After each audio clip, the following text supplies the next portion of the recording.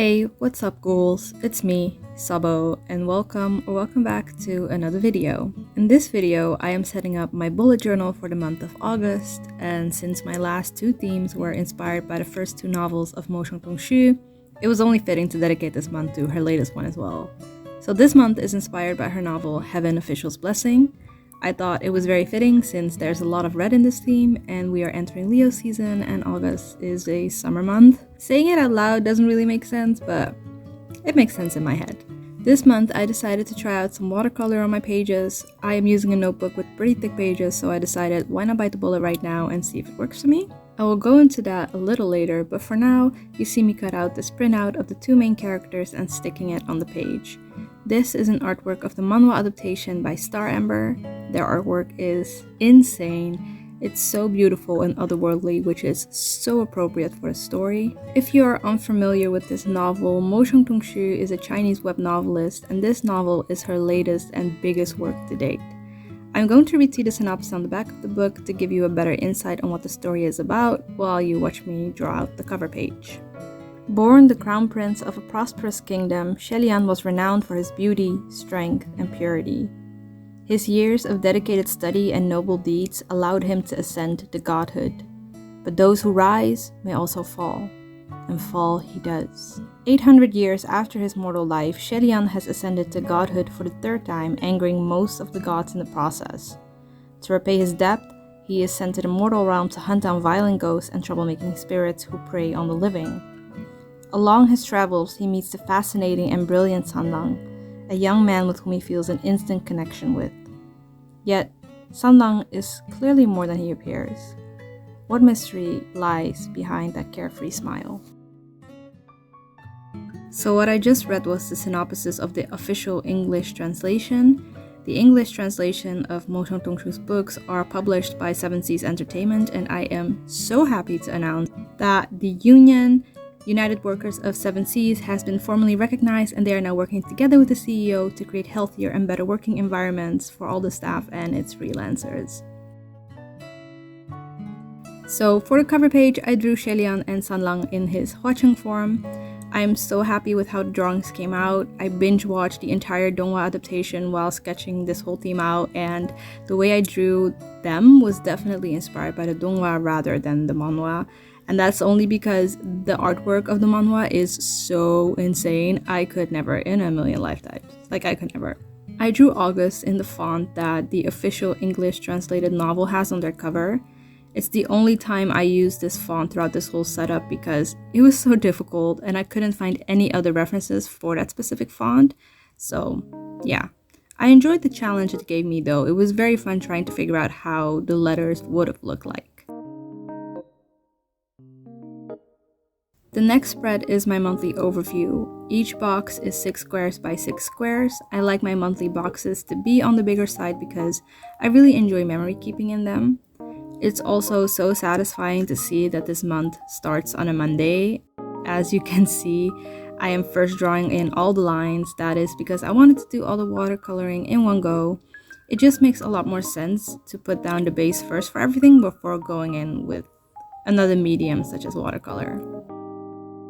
So I rounded out the corners of the calendar and then sectioned off a part of each box and colored that in black. That is where I want to draw in the dates. I just really like how it looks, and it really fits with the rest of the theme since everything is so heavily black and red. Which black and red is such a red thread through all of Mo Shang-Tong-Xu's books. In each novel, one of her main characters is always in red and black, which is contrasted by their other half always wearing lighter colors or just completely white. There's also a lot of color symbolism in her stories, and if you are familiar with Chinese culture and how they assign meaning to color, it just gives a lot more depth to the story. It's really cool to learn about another culture through reading works that are rooted in that culture. It's why I love reading translated works more than anything else, to be honest. Especially these works, they really introduced me to a whole other realm of fantasy that is so rooted in Chinese culture and lore, and it really awakened my love for Chinese historical fantasy. Anyway, this book is really good, definitely her best work to date.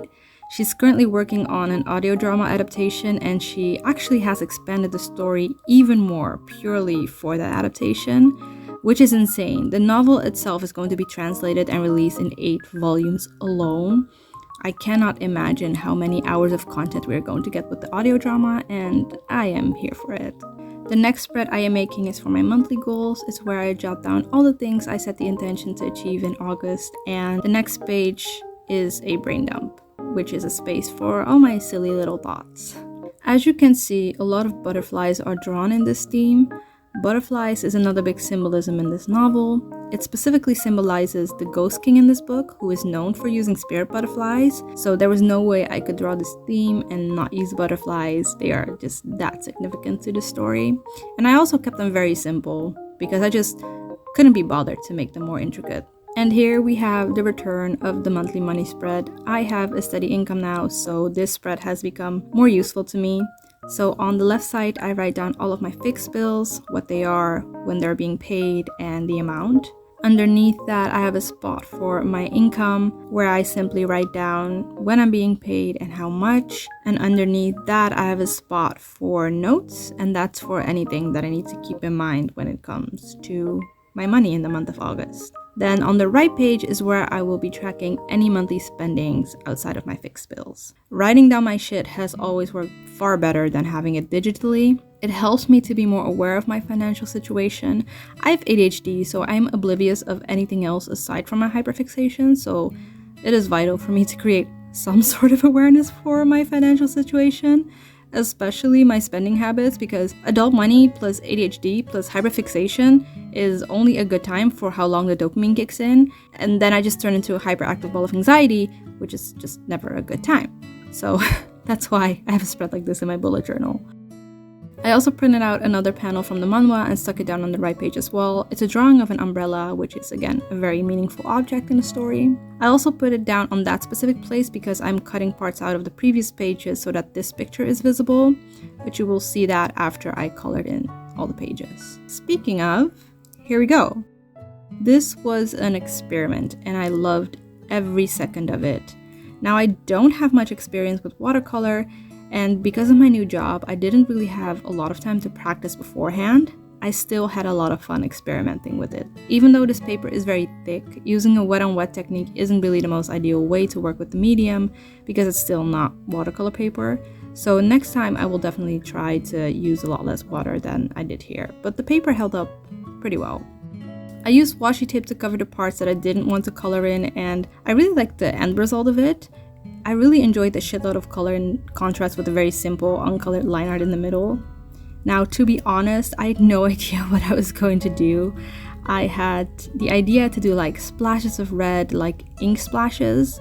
It didn't really work out that well because, again, wet on wet isn't really ideal on this paper. So then I was like, fuck it, and just did whatever came to mind. So I added in rusty reds, grays, and then blacks. And then I realized that it started to look like a tree with black branches and red flowers. So I went with that. And I'm really happy with how it turned out. It's very abstract, but I really like it. Also, sorry for my head. I didn't really realize I was leaning so far into the view.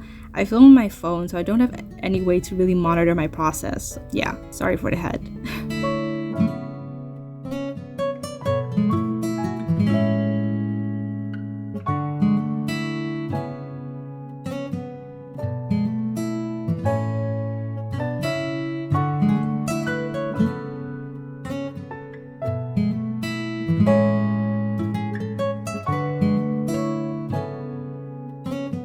I also colored in the August header with yellows. Again, if you have seen the cover of volume 1 of Heaven's Official Blessings, I tried to mimic the way the font looks on there. The same process basically repeats itself on the other spreads as well. It did take me a long time to paint this all because you need to wait for all of it to dry. So at one point I started using a hair blower on the coldest setting to speed up the process. I love doing the painting and all, but the process takes so long, so I don't think I will be doing any more watercoloring in future teams purely for time's sake. But it was really nice to experiment with this for this theme. Also, if you're curious, I'll try to link down any of the supplies that I'm using down below in the description box. But when it comes to the watercolor supplies, most of the supplies that I'm using, such as the brushes and the watercolor sets, are from the equivalent of the dollar store here in the Netherlands, which is Action. It's not really a dollar store because nothing is really a dollar, but everything is pretty cheap. I didn't really want to splurge on watercolor supplies, knowing that I might not do it for the long run. The brushes also come from the Action, and to be honest, they aren't really that bad.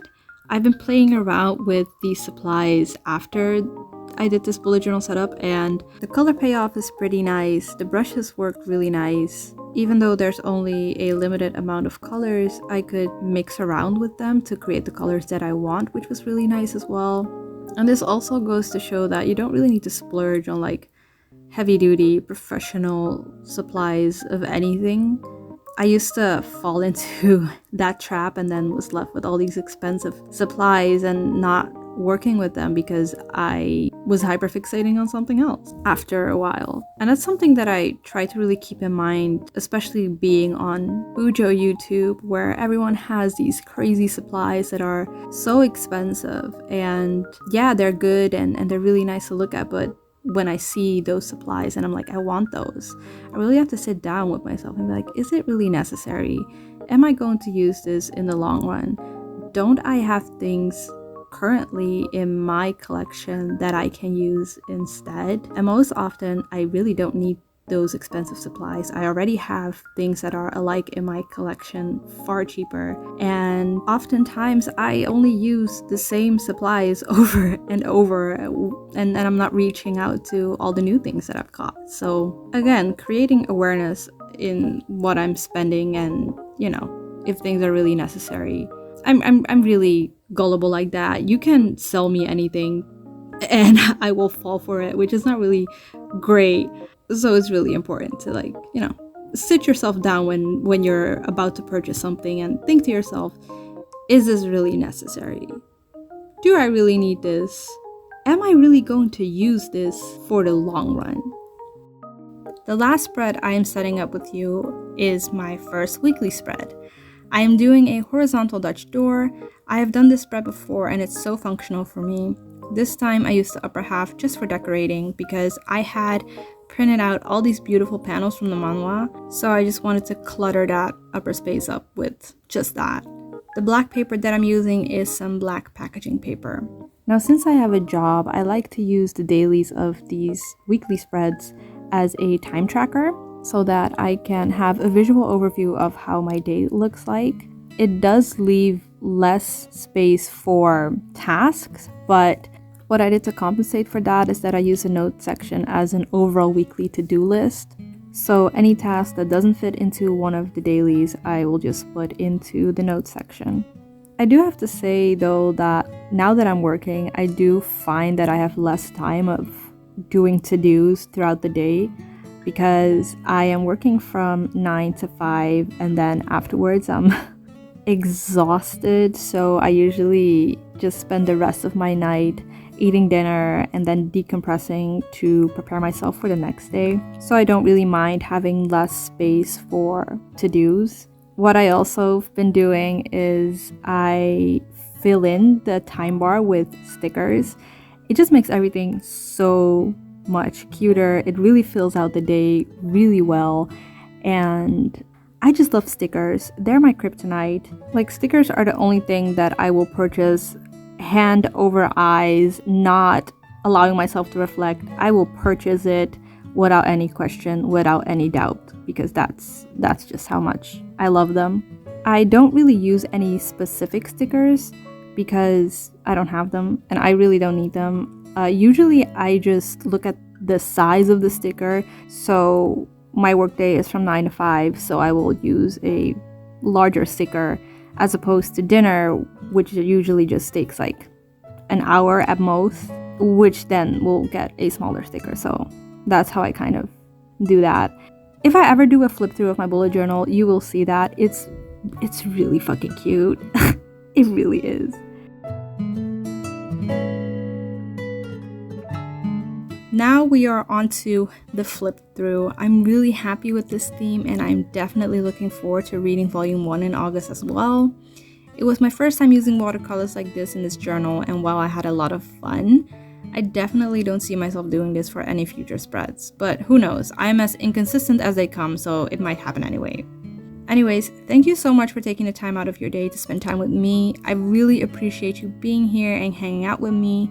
Every video I ask you a question to answer for me down below, but honestly, I'm so bad at replying to comments. I see the notification, tell myself I will reply, forget, and then I get anxious because it's been a month and I haven't replied yet. I'm so sorry for that, so I'm not going to ask any questions this time.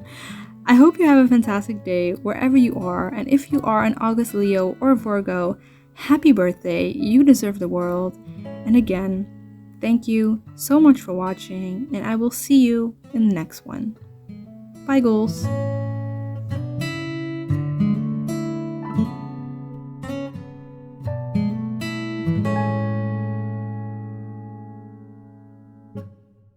I still need to recover from another lover. Would you be here for me?